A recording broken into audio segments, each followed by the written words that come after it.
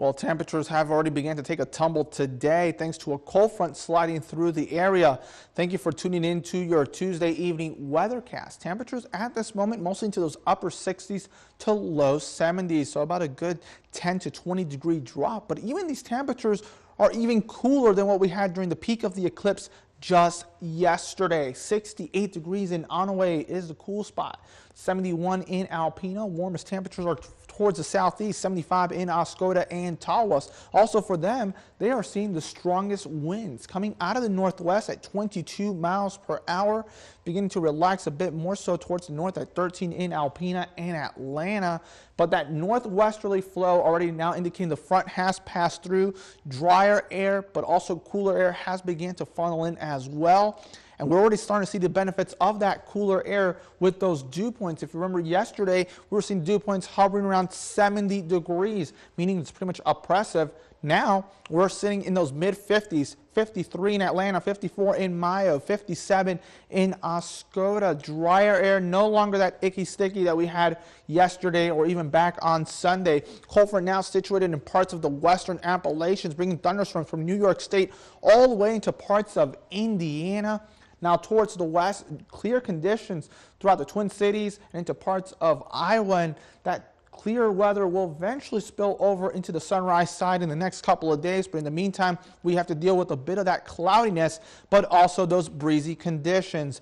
Those breezy conditions, though, sometimes make feel those temperatures feel about a good 5 to 10 degrees cooler than what it says in that thermometer, especially with this fall-like weather that's really going to stick around all the way into the weekend. Now, by Thursday, as that breezy weather and low pressure now pushes into parts of Canada and towards the Atlantic, high pressure begins to settle in. Winds finally calm down.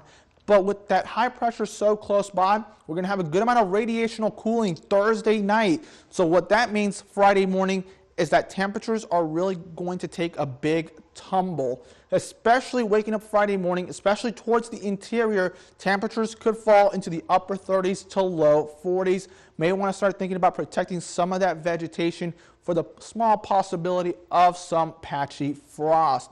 Overall, though, good amount of sunshine expected for the remainder of the work week and into the weekend. By the weekend, though, temperatures begin to moderate closer to seasonable values.